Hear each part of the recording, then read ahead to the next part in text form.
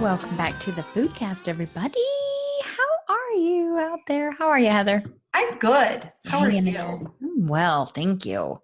Excellent. This is episode 40. The big 4-0. The big 40. We're going to talk about skin, baby. Let's talk about you and me. Let's talk about you and me and our skin to be. All right, I'm done. It really started well. It really did. I know. Don't all our things start well and then go downhill really bad? We're like slalom people. But more of a like downhill. Slalom downhill on my butt, kind of. Not even on this. Oh, yeah. Rolling. Yeah. Rolling. Yes. In a ball. Yes. Heather, did you know that your skin is your largest organ? Yeah. You can say yes. I can say yes. I can say yes. I did know that, and it still baffles me to think that it's an organ because it's not like a compact little thing you have to do surgery to see. Right? It's kind of, it's like your heart beats and pumps blood everywhere. Your skin's just like sitting there. It's just there. I know. But it's not just sitting there. It does lots of things. It holds everything else inside. It does hold everything, but it also permits the sensation of hot and cold via your nerves. It absorbs some things and is a barrier to other things. Nice. I know. It has 3 layers even. The epidermis, which is your skin tone, your skin pigment. It's the first barrier layer to the bad things. The dermis, which is where all the connective tissues are. And it's the absorption layer where the blood vessels and the nerves and the hair follicles and the oil glands are. And then there's the hypodermis, which is where all the fat cells are. Oh, yeah, that's my favorite part. And I know. But also the connective tissue and your sweat glands. So that one's kind of that's fatty and sweaty. That's the best part. Fatty and sweaty. I think that's going to be our new call signs. Just kidding. Not it. Oh, man. And let's see. So your skin renews when you're younger, about every 15 to 30 days.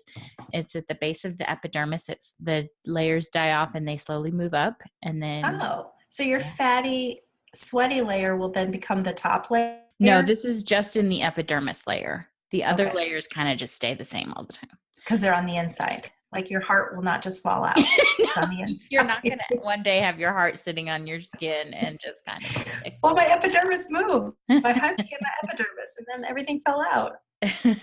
As your skin ages, it takes longer, which is sometimes why you have to exfoliate to kind of help along. But there are 7 signs of aging skin. Do you want to know what they are? How about I'll tell you what they are and you tell me if I'm right or wrong? Okay, so 7 signs of aging. Fine lines and wrinkles. Ding, ding. Harsh skin texture. Ding, ding. Ding, ding.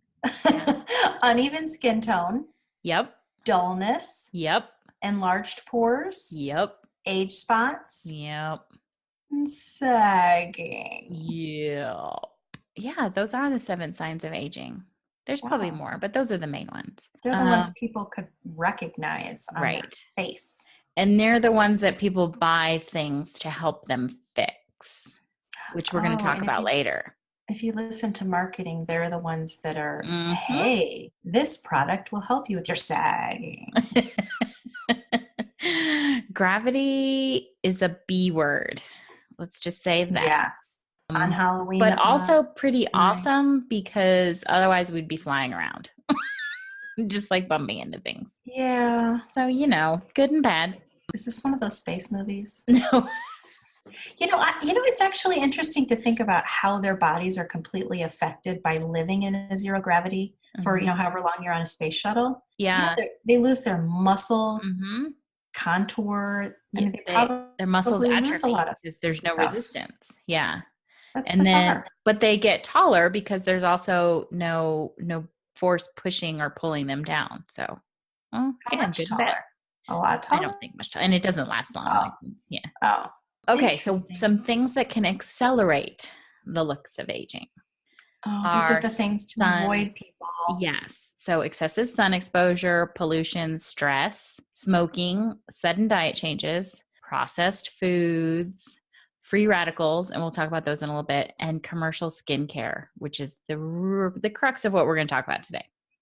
And why that matters, because like we said earlier, Your skin is not just a barrier and keeping all your organs tucked in all nice and cozy, but it's actually an excellent absorption mechanism. So much so, you've probably heard us say before that within 22 seconds, chemicals from things like makeup and lotions can be found in your bloodstream. And in just 20 minutes, they can be circulated to every cell in the body. Still amazes me. It is. Our body is an amazing thing. Our body is a wonderland. That was good. Yeah. 2 points, Gryffindor. So why we're talking about that is because we want you to be aware of some common health and beauty chemicals that are in pretty much most commercial products, even those with the natural or organic label. Because or green. Green, because those unfortunately don't mean a whole lot in health and beauty space. We're going to hit a couple of the common bigger hitters, I guess I'll say, but we're going to let you do your own research. Okay, the first big one is parabens. It's used as a preservative, but it's a known hormone disruptor, so we don't like that.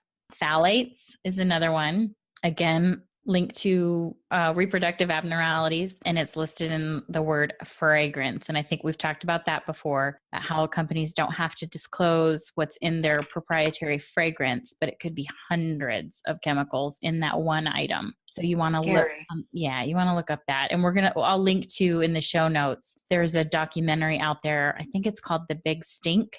And it's all about how this came to be, how they're allowed to do this, and what it means to you. So I would highly recommend it. Formaldehyde and formaldehyde releasers. I think we can relate formaldehyde to dead bodies. So yeah, but it's in a lot of hair care products, especially like straighteners and stuff. It's a potent allergen for sure. And then a formaldehyde releaser is a chemical that's made to, when it's mixed with water, to create a preservatives to keep away bacteria and stuff, but it's also then formaldehyde. Yay. Yeah. Triclosan and trichlorocarbon. Blah, blah, blah. Google it. You'll find it. If you can't say it, you can't use it. It's in soaps, hand sanitizers, that kind of stuff.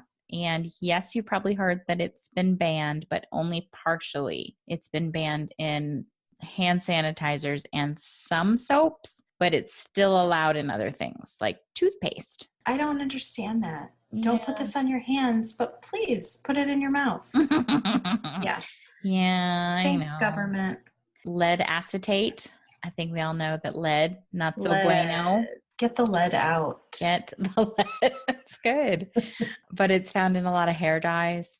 Sodium lauryl sulfate and sodium lauryl sulfate. That's a dumb word. I know. One is SLS and one is SLES. SLS is a detergent that was created with Agent Orange. Poison that killed many, many people. Yeah. And toxified the brains of many others. Yes. Cool.